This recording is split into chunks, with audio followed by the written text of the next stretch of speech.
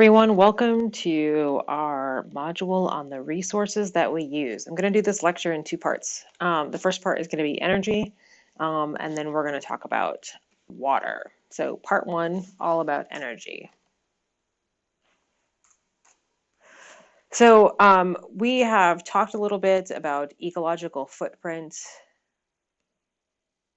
but generally speaking, this idea that we only have so many resources available to us on the planet, they renew at a certain rate, and we have a certain amount of carrying capacity that we have on the planet.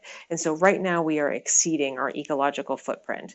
We have overshot. We need more than one Earth for the amount of resources. We are kind of working down that bank account, right? The US uses an incredible amount of energy, particularly that from fossil fuels, but also for some other from some other places as well. But in 2016, 30% of our energy came from natural gas, 37% came from petroleum, 15% from coal.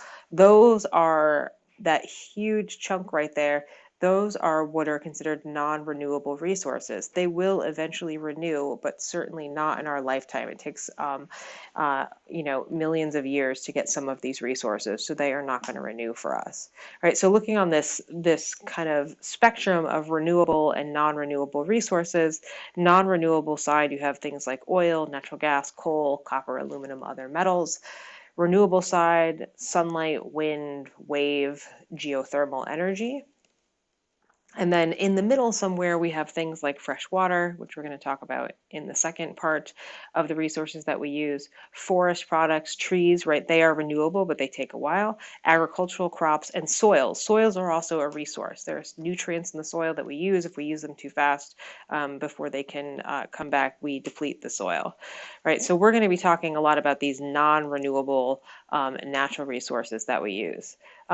The main thing being fossil fuels. Fossil fuels are highly combustible substances that are created from the remains of organisms from past geologic ages: coal, oil, natural gas, right? These things take an incredibly long time to reproduce. They have been described as kind of like sunlight that was captured a really long time ago. You have this organic matter that then becomes compressed, and you're able to burn that carbon later on, right? So you have, you can see here a forest or something like that, right? Everything kind of falls, it gets compressed, and this is coal and oil that is formed due to compression. You don't have to know how this is done, but basically it takes a very, very, very, very long time. This is I took this picture. This is from Sinclair gasoline, which uses a little dinosaur on their logo. Basically, we are kind of burning, in some cases, what used to be dinosaurs. So there are three main types of fossil fuels: coal, which came from organic matter, plants, that was placed under high pressure; natural gas, which is mainly methane, which is CH4; and then oil, which is a liquid kind of made of hydrocarbons. And all of these we are able to burn in order to get fuel. So coal helped drive the Industrial Revolution, and is still helping some countries industrialize, particularly China. If we look at coal production from 2012, China produces a lot of coal. It's used to generate electricity. Basically, you burn coal, you convert water to steam, which turns a turbine, and then you capture the electricity. The US and China are the primary producers and the primary consumers of coal. The Earth still holds enough coal to last a few hundred years. Coal has been on the decline for environmental reasons, but also because of the discovery of more natural gas, which is easier to extract. When you extract coal, you do it in a couple ways. You can do strip mining, which basically scrapes the surface away. It is very polluting for deposits near the surface. You can do subsurface mining, which is that kind of typical, kind of old schooly mining that you might think about, things like you might have seen in like the Hunger Games, right? You're going to go down into a mine in order to get those deposits that are deep underground. And then mountaintop removal is where entire mountaintops are literally blown off. It is really environmentally destructive. It's very common in the Appalachian Mountains, kind of hidden away from places like where you wouldn't necessarily see it from the roadside. But a lot of the people who live in Appalachia are extraordinarily poor, and they are facing the effects of mountaintop removal. So here's a picture of what mountaintop removal looks like. Blown away the top of the mountain, you remove all of the biology from the top of it. You wind up having a lot of serious things running down into waterways, a lot of heavy metals that is very dangerous for plants and people and wildlife. You also can face a lot of pollution from coal. And there's a question of clean coal technology, excuse me, which doesn't really exist, right? The idea of clean coal technology is like recapturing the carbon that comes out when you burn coal, but we don't actually know how to do that. So when people talk about pursuing clean coal technology, there's like one place that is kind of doing it, but then you don't even know where you store that carbon later on that you've captured. So that technology is not really here. Natural gas is the fastest growing fossil fuel in use today, 25% of the global commercial energy consumption. It is versatile and it is clean burning.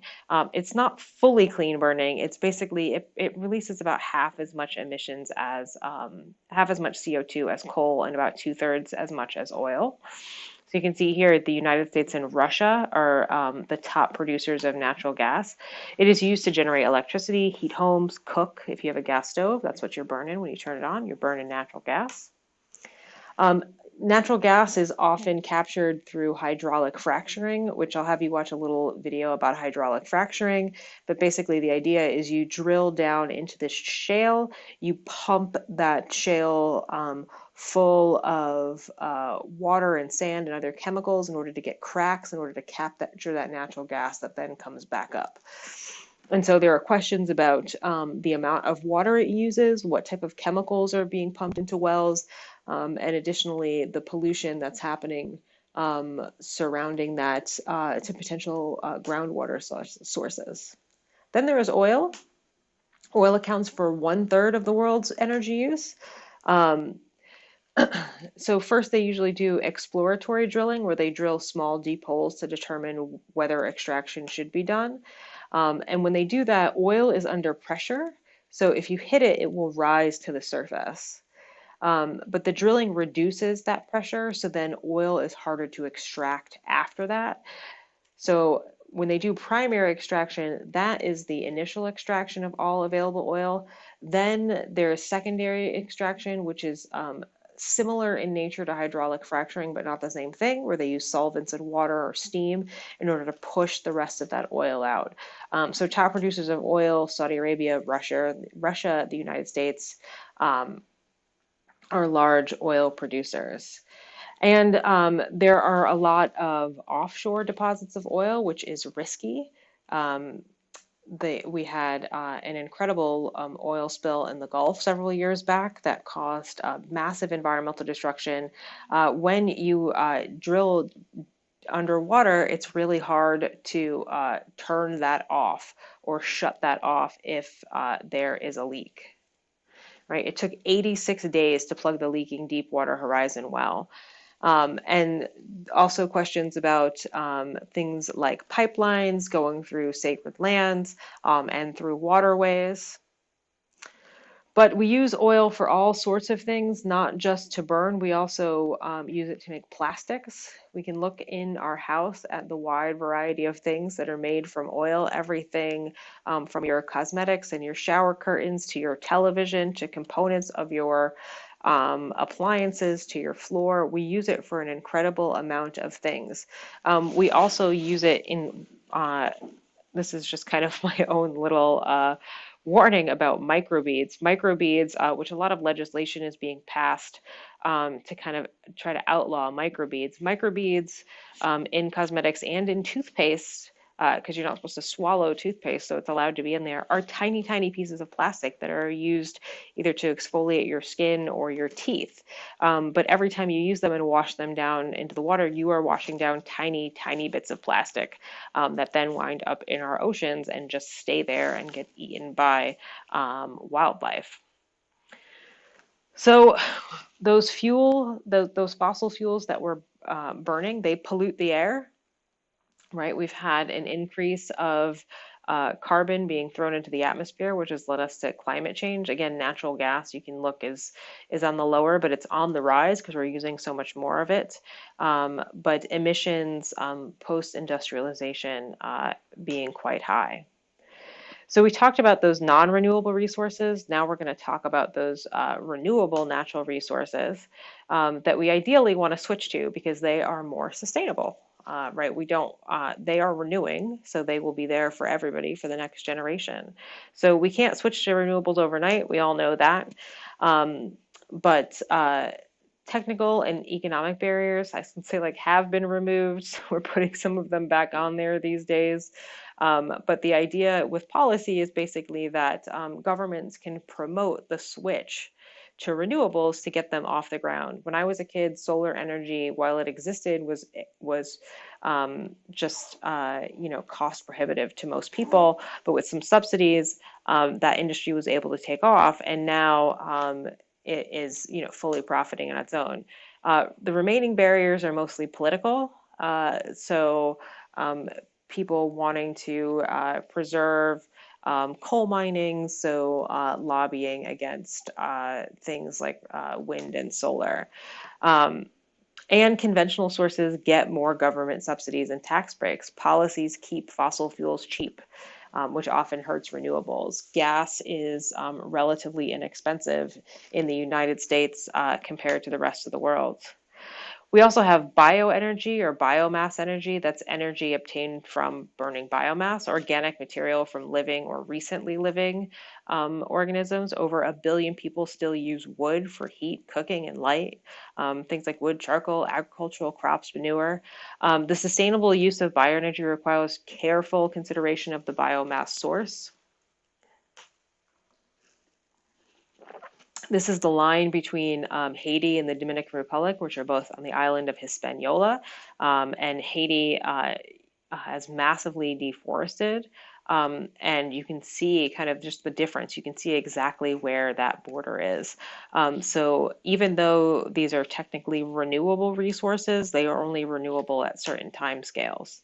And other types of bio, this is a biopower plant, places that grow things like algae. We have ethanol, which is made from corn, which is in our gasoline.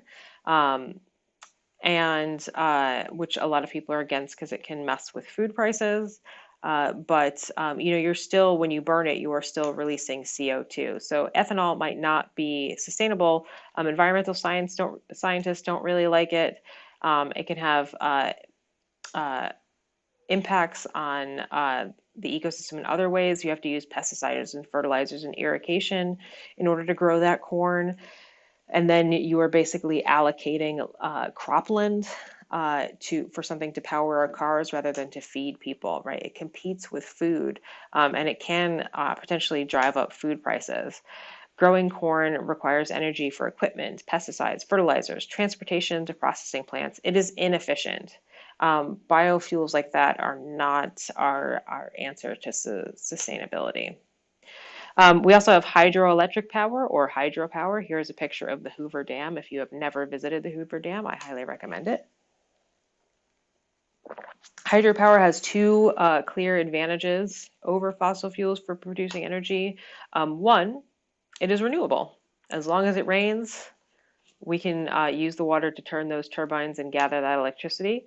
And two, it is clean. There's no carbon dioxide emitted from hydroelectric power. It is efficient, as high as any day modern energy source, but it's likely not to expand anymore. Most major rivers have been dammed. So the amount of electricity that we're getting from hydroelectric power has pretty much capped where it is now.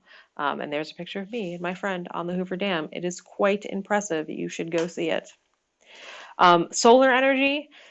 There are a couple types of solar energy. There is passive solar energy. This is where buildings are designed to maximize absorption of sunlight in the winter.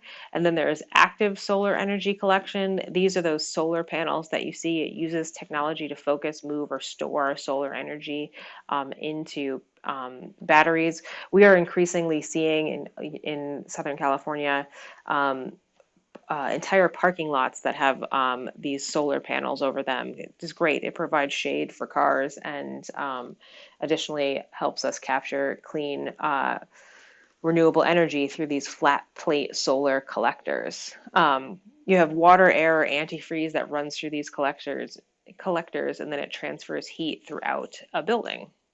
And that heated water is stored for later use. And this is concentrated solar power. This is a concentrated solar power farm in Spain, where you have all of these guys that can move around depending on the direction of the sun.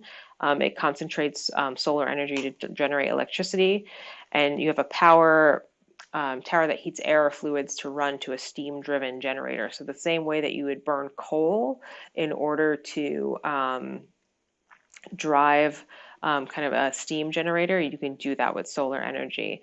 And you have these mirrors that kind of track the sun's movement. They're really quite impressive. If you took 100 square miles in the Nevada desert, you could create enough electricity to power the entire United States. That's unlikely to happen. Just because 100 square miles in the Nevada desert is a lot of area for that. And, you know, there's a lot of other concerns when you just put up a giant 100 square mile solar plant. But just to give you an idea of the potential of solar energy. And then there are photovoltaic cells, which convert sunlight directly into electrical energy, which people have on their homes. Solar energy will hopefully continue to grow. China is actually leading the way in production, especially with kind of this shift that's happened in the United States that is not favoring renewables right now. Our political climate is not great for it. And the costs have been significantly dropped, right? So now it is cheaper to get solar at your home than ever before. The benefits of solar, it uses no fuels, is quiet, safe, contains no moving parts, and require little maintenance. And they also allow local decentralized power to control over power. And so what I mean by that is if you have solar panels at your house, you can potentially become power self-sufficient.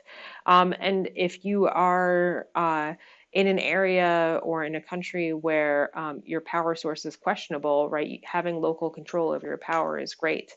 So this is especially useful in developing nations. And then in developed nations, photovoltaic owners can sell that excess electricity back to their local utility.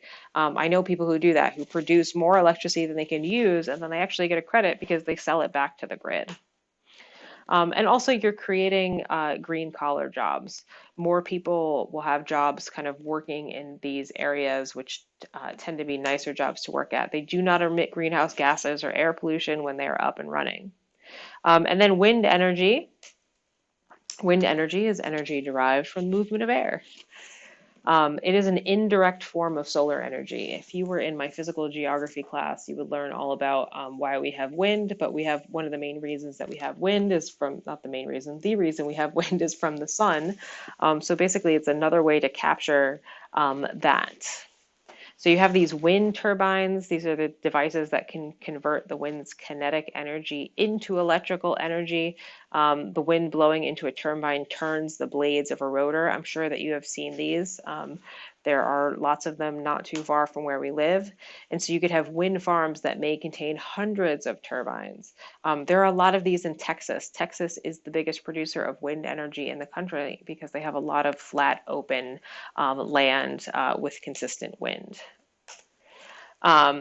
Denmark leads the world in wind power, lots of windmills there. It is also on the rise. Global wind power has doubled every 3 years, and it could meet up to 20% of electrical needs of the entire US by 2030. And that includes using offshore wind farms, which are a little bit more controversial just because people are worried about wildlife. The benefits of wind power: no emissions once it's installed. It's more efficient than conventional power sources. The turbines use less water than conventional power plants. And again, local areas becoming self-sufficient over their power. And farmers and ranchers can lease their land. This is really good supplementary income for a lot of people. Like I said, especially in places like Texas, where you have a ranch, you still want to be able to graze your cattle, but you have all this open land and you can put some wind turbines up and make some extra money. Advancing technology is also reducing the cost of wind farm construction, much like solar. And it's a major source of green jobs, right? We need people, not me, I do not want to go up this high, but we need people who are trained and can maintain these wind farms. Some of the downsides of wind power, wind varies from time to time and from place to place. It's not available everywhere. They're not always near population centers that need energy. And those transmission networks, those lines that can transmit that power need to be expanded. Local residents often oppose them because they feel like they are an eyesore or they might hurt wildlife. They threaten birds and bats, which are killed when they fly into those large rotating blades. Also, we have geothermal energy. This is a geothermal plant in Iceland, geothermal energy is, capturing that heat that's just below the surface. That's only available in some places. And then we have nuclear power, which Homer Simpson worked in The Simpsons, or he still does, like, because that show has been on forever.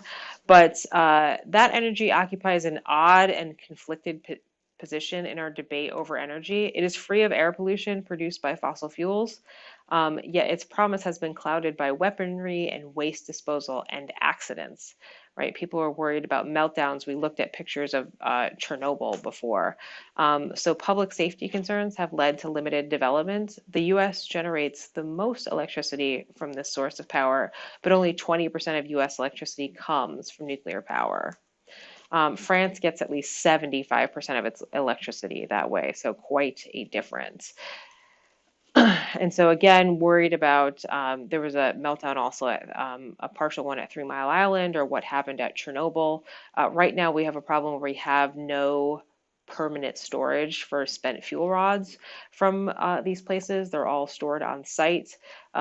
Places like Fukushima, in Japan, there was an earthquake and tsunami that the basements were flooded and the generators went off, and they were able to cap that radiation leak, but there was potential of a major meltdown there.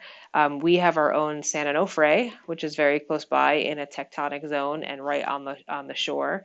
You're going to watch this video on waste disposal and why it is such a problem and a hot button issue.